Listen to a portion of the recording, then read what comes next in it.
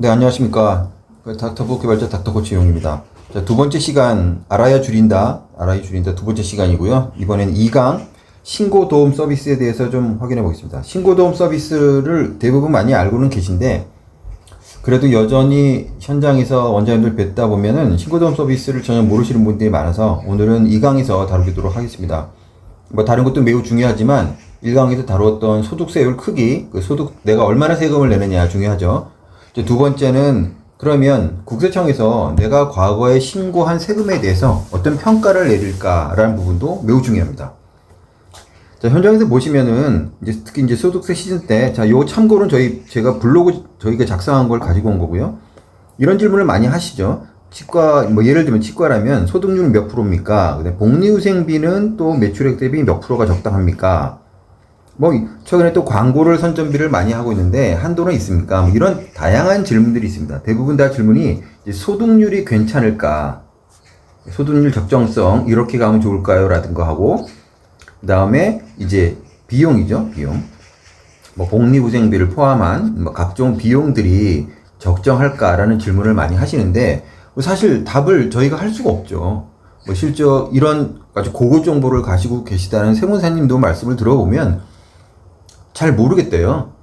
그러면 그나마 어떤 굉장히 이지적으로 접근을 한다고 하면 국세청에서 신고도움 서비스라는 걸 만들어 놨거든요. 근데 그 안에 보면 소득률이 낮다고 판단이 되면 높여라라는 지적을 하고요. 일정 비율이 경비가 많이 나가고 있으면 줄여라 이런 식으로 얘기를 하고 있어요. 그렇다면 그 국세청 홈택스의 신고도움 서비스라는 걸 국세청에서 왜 만들었는지 그 취지를 이해하신다면 당연히 봐야 되겠죠. 언제 보느냐? 소득세 신고 전에 보셔야 돼요. 소득세 신고 전에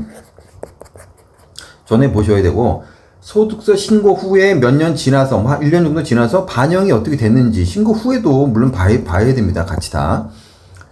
우리가 이제 세무조정계산서라는 거를 알아야 줄인다 시리즈에도 들어가는데 이게 어느 정도에 들어갈지는 제가 몰라서 말씀을 드리기 좀 곤란한데 중요한 부분이니까요. 그런데 세무조정계산서라는 거를 받아야 되는 이유는 한 가지죠.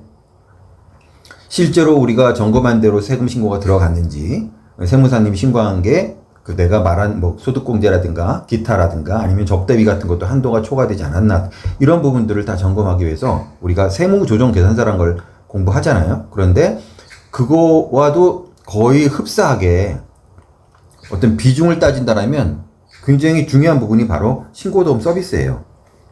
여기 보시면 신고도움 서비스는 이렇게 요약할 수가 있습니다. 최근 원장님 병원의 세무적인 강점과 약점을 중요한 거죠. 국세청의 시각에서 기록해둔 자료입니다. 자, 흥미롭죠? 한번 보겠습니다. 아시는 분들은 그냥 가볍게 넘어가세요. 일단 어떻게 들어가느냐부터 볼까요?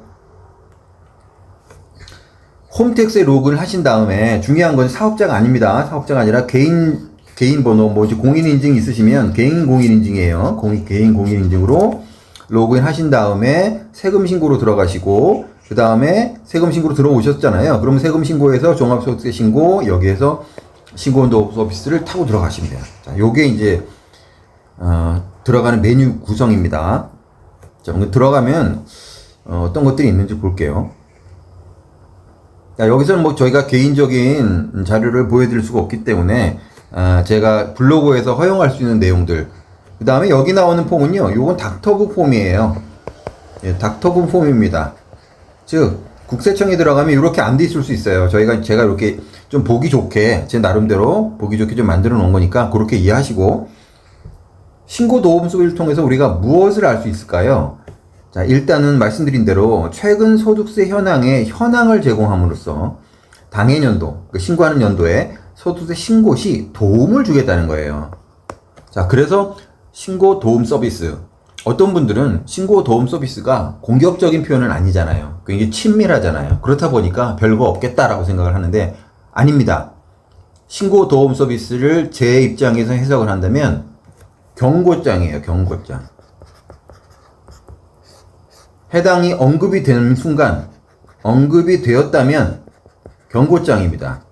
자, 경고장을 계속 무시하면 어떻게 되겠어요? 그것도 누적해서 무시하면 안내문이 날라옵니다. 안내용을 계속 무시합니다. 조사 시작하는 거예요. 따라서 내가 소득률이 낮다고 걱정하실 게 아니라 실제로 국세청에서 내 소득률을 낮게 보는지를 보셔야 된다는 얘기죠. 뭐 얘기도 굉장히 긴데 오늘은 그 알아야 줄인다 시리즈에는 어떤 목차 개념이에요. 목차 개념으로 설명을 드리니까 이 내용을 구글링을 하시든가 아니면 담당 세무사분한테 자료를 요청하셔서 좀 심층 공부를 하셔야 됩니다. 특히 자, 신고시 유의사항 무시무시한 거라고 했죠. 이거 워닝 레터예요. 이거 그냥 단순하게 도와준 거 아닙니다. 여기 보시면 그냥 딱 그 선명하게 나오죠. 소득률 작다 이렇게 나와요. 여기 잘 안 보실 수 있는데 잠깐 좀 켜볼까요? 조금 켜볼게요. 여기 보시면 업종별, 외형별, 시, 군구별 평균 소득률 대비 80%다. 그러면 이 소득률 저조하다라고 원장님이 개인적으로 홈택스에 들어갔더니 나왔어요. 그러면 이 소득률의 근거는 뭐냐? 업종, 만약 치과라면 치과, 외형, 매출이죠? 어느 정도 매출액, 어디 사는지 그런 내용들을 다 판단해서 결국은 뭐예요? 그냥 어떤 그 표본군을 만들어서 그들끼리만 비교를 한다는 거죠. 그러니까 상당히 객관적이잖아요. 그렇죠? 그런데 그 사람들이 당신하고 비슷한 지역에 살면서 당신하고 똑같은 진료 과목이고 매출도 비슷한데 이렇게 신고했는데 당신은 왜 그거보다 덜 신고했습니까? 라고 물어보는 거예요. 설득력 있죠? 그러면 나는 재료를 많이 씁니다. 나는 인건비가 많습니다. 라고 하셔서 소득률이 떨어질 수 있어요. 하지만 이게 계속 이 연도별로 볼 수 있거든요. 계속 누적이 되면 의심스럽죠. 남들은 안 그런데. 뭐 남들은 많이 안 남기고 싶겠어요. 그런데 이렇게 거의 소득이 이익률이 없는 상태에서 계속 몇 년이 지속이 된다고 한다면 당연히 국세청 입장에서는 한번 조사 전에 안내를 한번 보내볼까? 이렇게 하는 겁니다. 뭐 이분은 소득률 저조도 있고 성실신고 소득률에 대한 경고장을 여러 개 받았네요. 이런 식으로 항목들이 많아요. 제가 이제 그 온라인상이라 말씀을 못 드리는 부분도 좀 많이 있는데 내용들이 굉장히 다양하니까 해당되는 부분들은 꼭 들어가서 공부를 하시고 또 어떤 걸 볼 수 있느냐 이런 거 많이 물어보시잖아요. 복리후생비 몇 프로가 좋아요? 접대비는요? 광고선전비, 뭐 차량유지비 이렇게 나와요. 소모품비 이렇게. 자, 첫 번째 이거 많이 물어보셨어요. 국세청에는 왜 이렇게 6개죠? 기타 판관비는 그 범위는 넓으니까 이 6개를 관리하는 이유가 뭡니까? 라고 물어봐서 저는 그렇게 드렸어요. 모르겠습니다. 저 어떻게 알겠어요? 다만 우리가 여기서 알아야 될 인사이트는 무엇이 어찌 되었든 이런 6가지를 관리를 한다는 거예요. 국세청에서. 그럼 국세청에서 이렇게 관리를 한다는 얘기는 자료를 만들어 놓고 안 쓰겠습니까? 데이터를 수집한다는 얘기는 어떤 그 데이터에 맞춰서 어떤 질문들을 만들어내고 평가할 수 있는 것들을 같은 로직을 같이 넣거든요. 예를 들면 복리후생비를 관리를 하겠다. 여기 업종평균이라고 하면은 원장님하고 비슷한 사람들이 2.4% 정도, 매출액의 2.4% 정도로 세금 신고를 하는데 우리는 3%. 그러니까 약간 상회하다.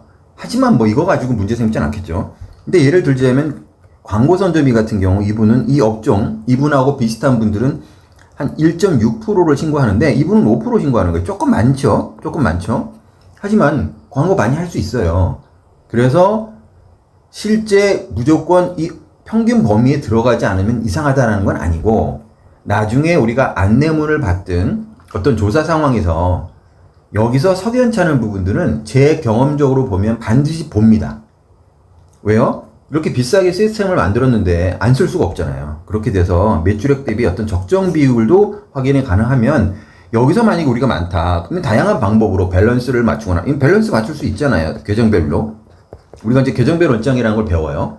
거기 보면 밸런스를 어떻게 맞추는지가 나와요. 뭐 그런 부분으로 할 수 있고, 원인을 찾으면 여러분은 그 세무 스페셜리스트의 지원을 받는 분들이기 때문에 해결안은 얼마든지 찾아낼 수 있습니다. 자, 그렇게 이해하시고요.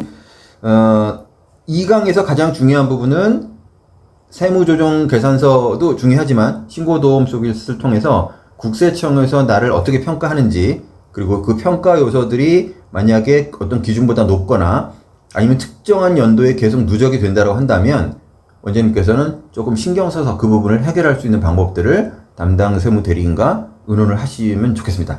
그리고 신고도움 서비스를 좀 디테일하게 점검하고 싶다라고 하시면 저희 닥터북 무료 체험 신청하시면 저희가 원격으로 해드려요. 원격으로. 저희가 뭐 원장님 데이터 어떻게 하는 게 아니니까 무료 체험하셔서 보다 심도 있는 데이터 분석을 하시고 그리고 세금 신고에 대비하도록 하시기 바랍니다. 네, 수고 많으셨습니다.